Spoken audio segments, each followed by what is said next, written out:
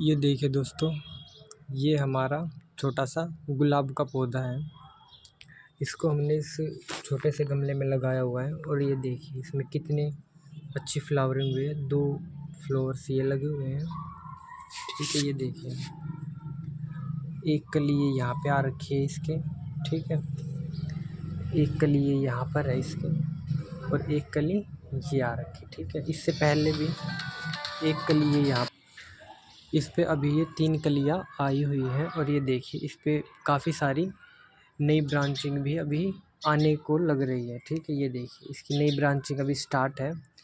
ठीक है, ये जितनी भी आप नई ब्रांचिंग देख रहे हैं इन सभी पे अभी फूल बनने बाकी हैं। ये देखिए, तो इस ब्रांचिंग को लेने के लिए और ऐसे छोटे से पौधे पे गुलाब के कई सारे फूल लेने के लिए आपको दोस्तों क्या करना है, पौधे के अंदर आपको ऐसे मल्चिंग करनी है। ठीक है, ये हमने इसके अंदर जो हमारे किचन के फल फ्रूट्स होते हैं वो गुलाब की जो पुरानी पंखुड़ियाँ हैं वो पत्ते और गुलाब की पुरानी पंखुड़ियाँ ये सब हमने इसी में डाल रखा है।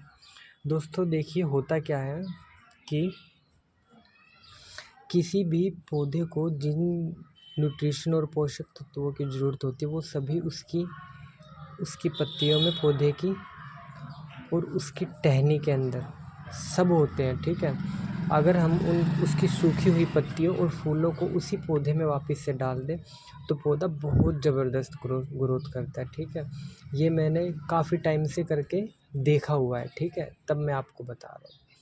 इसी के साथ में अगर आप कोई कंपोस्ट नहीं दे सकते तो कोई बात नहीं, अगर आप दे सकते हैं तो आपको कुछ अमाउंट में कंपोस्ट ज़रूर देना चाहिए पौधे को। ठीक है, ये भी नहीं कि आप बार बार देते रहें। ठीक है, हर 4-5-6 महीने में आपको एक बारी कंपोस्ट पौधे को ज़रूर देना चाहिए। ठीक है, गुलाब के पौधे को आपको ऐसी जगह पर रखना है जहाँ पर इसे पौधे को 6-7 घंटे की अच्छी धूप मिल सके, वो भी सुबह सुबह की, दोपहर की नहीं, सुबह की धूप या फिर बिल्कुल शाम की धूप हो।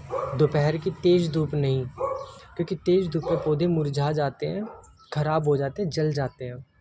ज़मीन के अंदर पौधों को नेचुरली ठंडक मिलती रहती है तो वो बर्दाश्त कर लेते हैं, लेकिन जब पौधे गमले के अंदर लगे होते हैं तो उनको एक कुछ एक्स्ट्रा केयर की ज़रूरत होती है। अब जैसे ये देखिए यहाँ पे ये दीवार है और हमने इसको बिल्कुल ग्रिल के पास में रखा हुआ है और यहाँ से हमारा सूरज इस तरफ को जब जाएगा, इस तरफ को दीवार की तरफ में, तो वो इस दीवार से छिप जाएगा और पौधे को ठंडक मिलनी स्टार्ट हो जाएगी।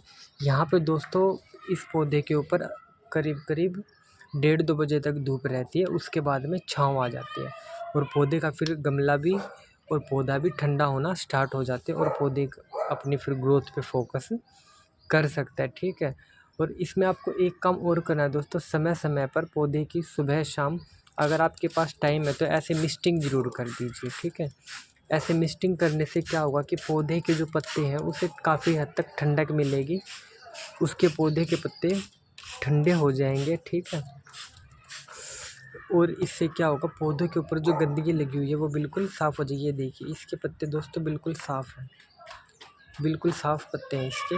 अगर पौधे के पत्तों के ऊपर गंदगी लगी होगी तो वो पौधों को अच्छे से ग्रोथ नहीं करने देगी। अब कुछ लोग कहते हैं कि आपको सीड पॉट हटा देना चाहिए। देखिए दोस्तों, मैंने सीड बनने के लिए ऐसे कैसा एक छोड़ रखा है और एक सीड पॉट मेरा यहाँ पे था जो मैंने यहाँ से रिमूव कर दिया है, उसको मैंने प्लांट कर दिया है। ठीक है, और भी इस पौधे पे कई सारी कलियाँ आई थी, मैंने 8-10 कलियाँ तो इसकी निकाल भी दी। जैसे ये आपको देखो कटिंग हुई हुई दिख रही होगी।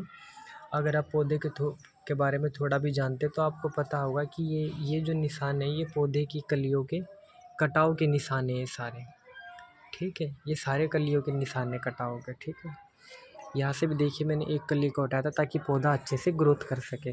तो जब भी आप नया पौधा लें या फिर उसे गमले में नया नया लगाएं तो आपको स्टार्टिंग की कुछ कलियाँ हटा देनी है ताकि पौधा अपनी ग्रोथ के ऊपर अच्छे से ध्यान दे सके और पौधे की बढ़िया ग्रोथ आए आपकी ज़बरदस्त। ठीक है, जब पौधा आपका कुछ हद तक अच्छे से ग्रो कर जाए, उसकी ग्रोथ चालू हो जाए और पौधे में इस प्रकार से नई लीफ आ जाए, नई ग्रोथ दिखाना स्टार्ट कर दे, तब समझिएगा कि आपका पौधा अच्छे से लग गया है, अब वो फ्लावरिंग के लिए तैयार है। ठीक है, तो इससे क्या होगा दोस्तों, आपका पौधा बहुत अच्छे से ग्रोथ करेगा। अब इसमें एक चीज़ और आती है, कुछ लोगों की शिकायत होती है कि उनके पौधे में ऐसे सीड पॉट अच्छे से नहीं बनते, सीड पॉट। तो ये बनाने के लिए आपको दोस्तों क्या करना है कि इस पौधे के जो परागकण है वो आपको इस पे लगाने हैं, और जो इस पौधे के परागकण है वो आपको यहाँ पे ये मिडल का जो पार्ट है इसमें लगाने हैं। जो साइड के ये जीरे के जैसे बीज से दिख रहे हैं, इनको इस पौधे के बीच में लगाना है और इस वाले को इसके बीच में लगाना है। इससे क्या होगा, पौधे की प्रजनन जो प्रक्रिया रिप्रोडक्शन है वो कंप्लीट हो जाएगा और आपका पौधा अपने सीड पॉट बनाना स्टार्ट कर देगा। ठीक है। अब जैसे ये पत्ते हैं दोस्तों, ये इसी पौधे में रहेंगे और ये धीरे धीरे डिकम्पोज होकर इस पौधे को एक ही काफ़ी अच्छी और न्यूट्रिशियस खाद देंगे, जिससे इस पौधे की बहुत अच्छी ग्रोथ आएगी। तो बस यही कुछ बातें दोस्तों जिनका आप सबको ध्यान रखना है और आपके पौधे की ग्रोथ बहुत अच्छी आएगी। इसके बाद भी अगर हमने कुछ मिस कर दिया हो, हमसे कुछ बताना रह गया, तो आप हमें कमेंट करके ज़रूर बताएं। हम और हमारी टीम कोशिश करेगी कि आपको जितनी जल्दी से जल्दी रिप्लाई कर सके, आपकी समस्या का सॉल्यूशन आपको दे सके, उतनी जल्दी हम आपको बताएं। ठीक है दोस्तों, तो आप हमें कमेंट करके ज़रूर बताएं अगर हमसे कोई चीज़ रह गई हो, कुछ हमने गलत बता दिया हो या किसी क्वेश्चन का आंसर देना रह गया हो, तो आप हमें क्वेश्चन करके ज़रूर बताएं। हम कोशिश करेंगे कि उसका जल्द से जल्द आंसर दें। थैंक यू, धन्यवाद।